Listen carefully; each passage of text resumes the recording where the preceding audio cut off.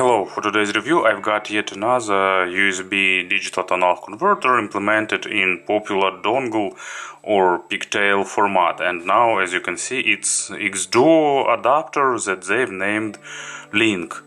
It's actually fitting the same price range. I think everyone is making now such digital to analog converters, and everyone price them about $50, and this one is also available for about $48–50. I will put links to the shop in the description, and I think that I can basically rename my channel to True Wireless and Dongles, and I can live in this mode for years. So everyone is making TWS and dongles.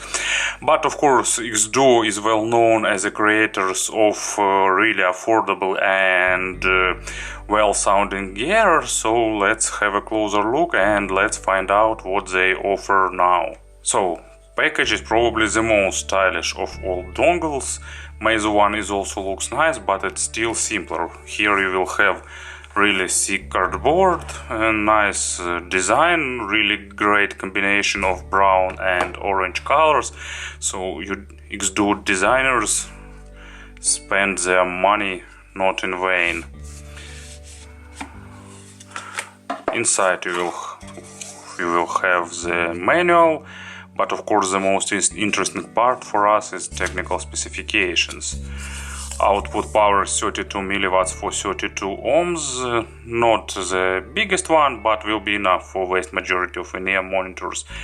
Regular frequency response, actually I don't know why they add this high-res audio if upper margin is 20 kHz, but anyway, it doesn't make much sense in such a small format. Anyway, really good figures of total harmonic distortion, signal noise ratio, and not so great but also okay crosstalk. As digital to analog converter they used ESS 9118C, really good sound chipset. USB-C interface, size, weight and so on, and as you can see it supports all formats including high-res up to DSD256 and 384 kHz and 32 bit. So really nice figures. And of course you will have dongle itself, so it's a bit bigger than respective digital to analog converters made by iBasso, for example, but I think it still can be considered as a pocketable. So here you will have USB-C connector, short cable, and digital to analog converter itself. And unlike other dongles that I've tested recently, this one has control. So play pause button, nice orange small clicky button, and a volume rocker. Actually I really like the well-defined clicks of this digital to analog converter and a LED indicator. So basically usage is simple. You plug it to the source using USB-C, so you can use an Android smartphone, you can use recent iPad Pro, you can use USB-C to USB-A adapter. Actually they could put it in stock, it would be nice touch. And you can use it with your desktop or notebook, and most probably you will be able to use it with iPhone using Lightning to USB-C adapter, but I didn't test this scenario. Anyway, build quality is nice, it's made of metal, nice design. I think I'll probably scratch and remove this sticker. It looks the things that not belongs here, but anyway, pretty flexible, so I think it will serve for a long time because it's built reliable and it controls well. And of course about the sound, so as a source I will use iBasso DX160. There is not much sense in such pairing in real life, of course, because iBasso sounds better than xDuoo, but for illustration purposes as a source it's a really nice choice. And as in-ear monitors, for the illustration I will use Noble Audio Kaiser and Core. I still like this model. Of course, Han is better, but I'm still a fan of this tuning, and actually I think I'm not the only one here. So in sound of this adapter you can notice traces of so-called saber sound. I'm not a fan of this theory that different digital tone converter chips has different sound, because amplification is also important, as well as the source and other stuff like that. But anyway, there is a sound signature that is often considered as saber one, and in this case you will have a part of it.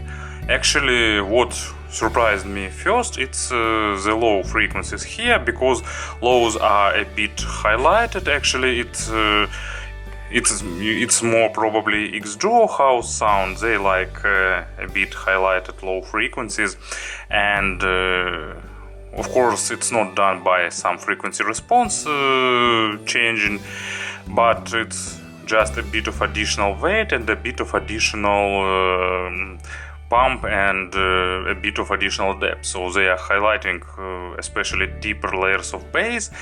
They slowed attacks and decays a little bit, and this will give you more massive, more fat, more greasy probably low frequencies.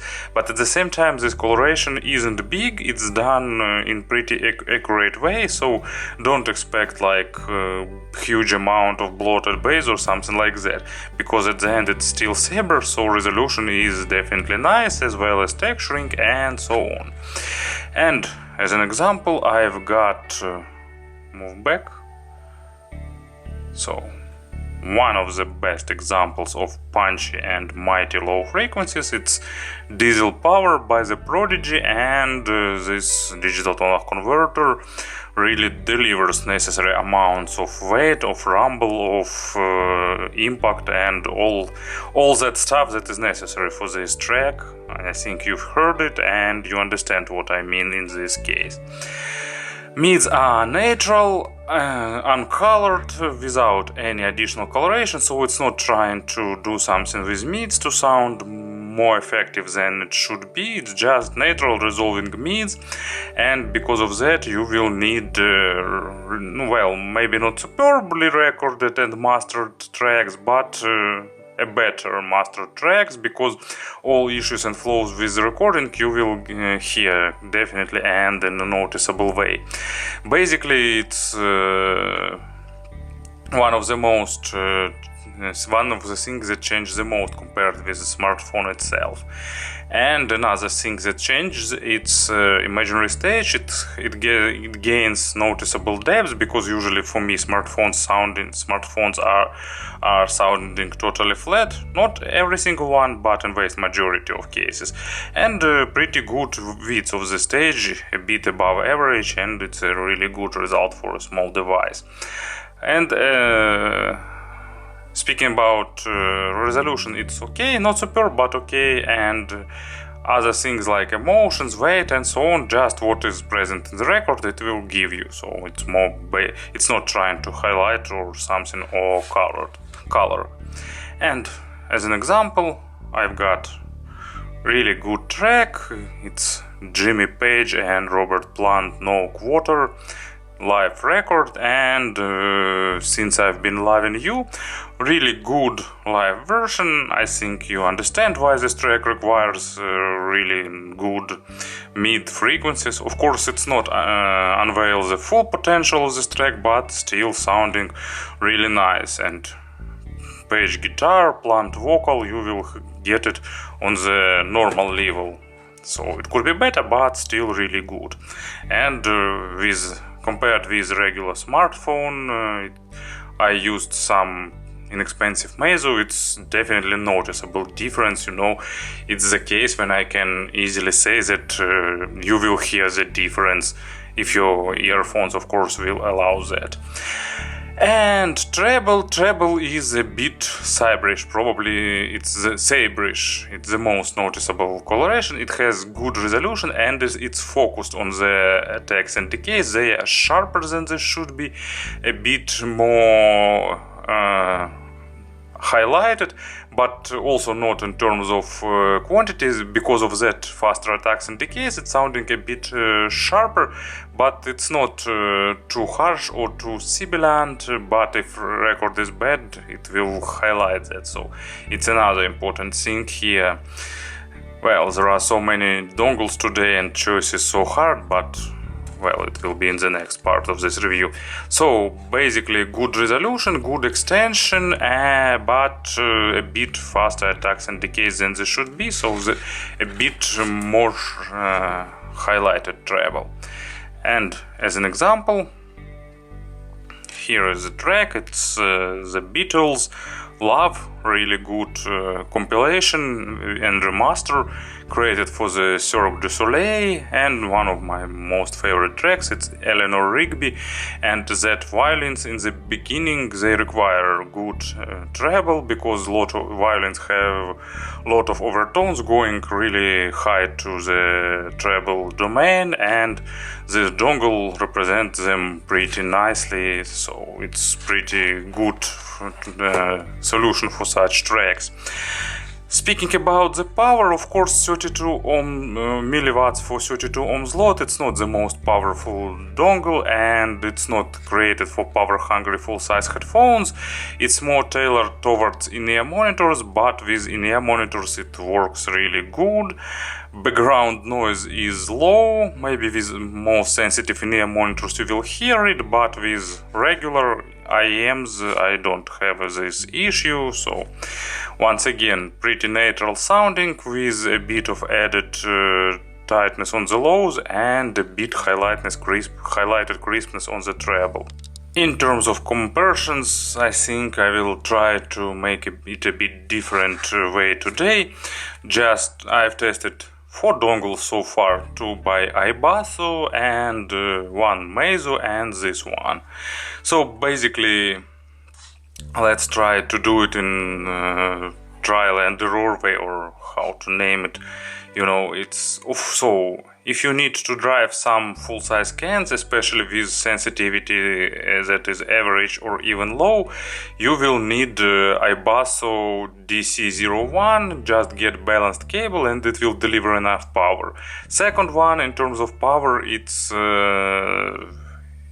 Meizu Hi-Fi Pro digital tonal converter, or what is its name. So those two are for powerful solutions. But if you need to use it with in-ear monitors, you can use basically all 4. And iBasso DC01, if you have balanced cable and if you're okay with faster battery consumption, probably DC01 is the best choice you can naturally go. If you like fun V-shaped signature, you can go for the iBasso DC02. It highlights bass and it highlights treble, but do it in a bit different way compared with xDuoo Link, because xDuoo Link highlighting more deeper layers of bass, while DC02 is more highlighting mid bass, and this one is a bit faster on the low frequencies. And on the treble, it's also a bit different type of highlighting. DC02 puts a bit more emphasis on the treble, while this one just makes it more crisp because of faster attacks and decays. And if you like natural, uncolored monitoring representation, Meizu is your choice. So Meizu is natural without any attempts to change something or lean towards any side, so Meizu is your choice. And basically this one is another option if you like a bit more highlighted sound and less monitoring. Also, of course, you need to consider that it's a bit bigger than all other dongles, but I don't think it's a big issue, but of course it's just for me, for you it depends. So it was xDuoo Link, yet another worthy solution in the world of dongles. Thank you for listening and have a nice day.